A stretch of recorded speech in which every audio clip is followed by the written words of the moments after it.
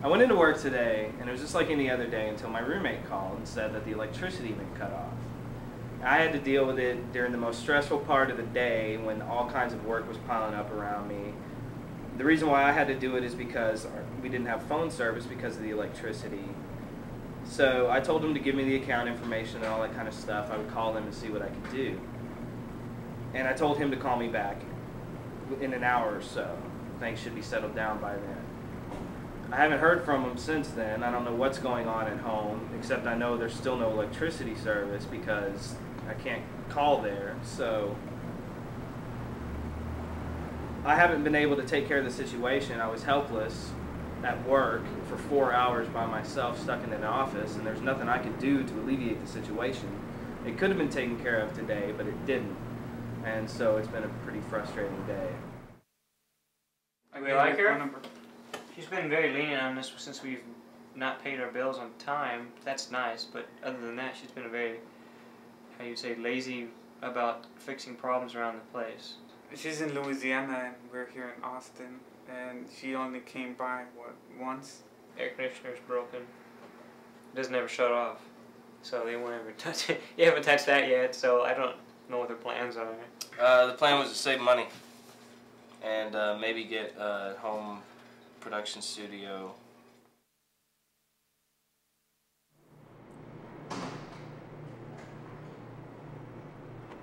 Because if we get it all down to zero, we can save hundreds of dollars a month. You know, I'll have so much leftover money that I can just put it away, and in 4 months I've got a computer. But I have to get to that point, and it's just not happening because someone's always dependent. After the lights went off? Yeah. Basically I was like, damn, this sucks, I'm screwed. So, actually the first one I just sat down and read 1984. Oh yeah, I called Fletch, telling him that the lights went out. I took one of the phone bills so I can give him the numbers and our account number. And I was supposed to call him back in an hour. I didn't because I got caught up in what I was doing here. So he got pissed off when he came back from work yesterday.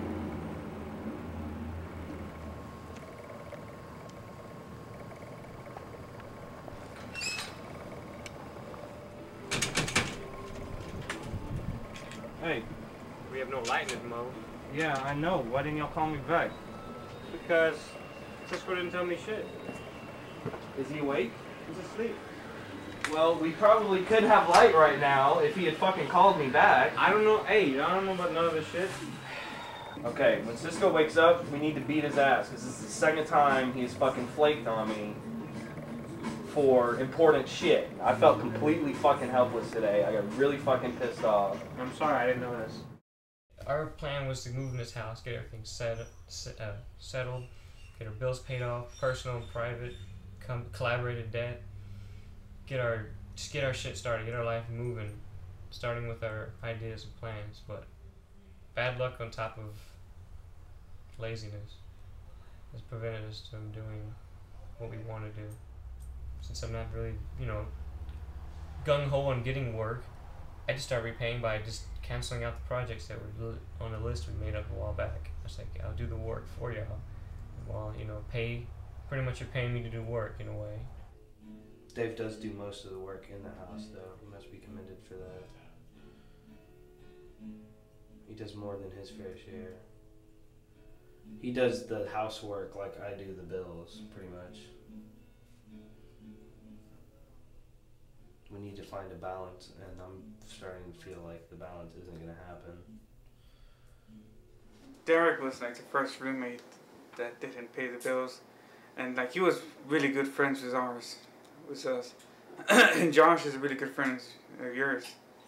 And it kind of sucks because it's like you can't really trust your friends now. And it kind of scares me because I might end up being one of those people not paying the bill. Like if I get fired or something, don't find a job.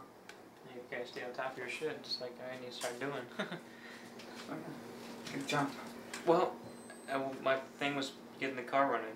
The oil's changed, and now I can... Now you can drive yourself to a job. Yeah. there's been way too much trust put into other people since moving in, and that trust hasn't been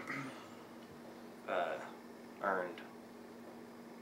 So it's cost me hundreds of dollars of my own money just to remain here without getting evicted.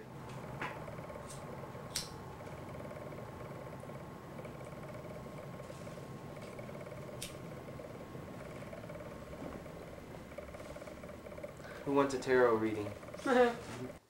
I wish to file a complaint against Austin Energy and am requesting to be alerted in writing of my rights as a consumer. I believe these rights have been violated, and this letter seeks to prove this. The account in question has accrued several $100s of debt due to personal conflicts that could not have been averted. We were also informed we would be charged a reconnection fee. We dispute and refuse to pay for this reconnection fee. Our disconnection was unnecessary. This company received the same amount of money by cutting off our service as they would have if no disconnection had been made. That was our complaint, and they responded today. So I guess we're going to have to pay the reconnection fee because there's nothing we can do. How much is this reconnection fee? Like $70, $75. Which just makes it that much harder for us to pay off the back debt and make sure something like this doesn't happen again. I think despite all the hardships we've gone through living here, we're all going to come out of this lease with more maturity, and we'll be better prepared to handle future adversity with our own families and whatnot, whatever the future holds. I'm with him on that one. You know, going through a tornado, death, one day without power, and like a whole month without telephones, and you know, having no money to spend. You know, just like not really a whole life experiences that you learn through, but like it's sort of like that, but compact into like 3 or 4 months. We have a lot of back debt that we have to take care of in a relatively short amount of time, the next few months. Eventually there's going to be a point where, you know, the expenses are low, everybody's happy when they come home from whatever work, you know, and get on with their lives and focus on things we want to do as opposed to things that we have to do just to break even right now. Even if we do decide to venture on or split off, I hope the finances won't be the only thing that makes us or breaks us.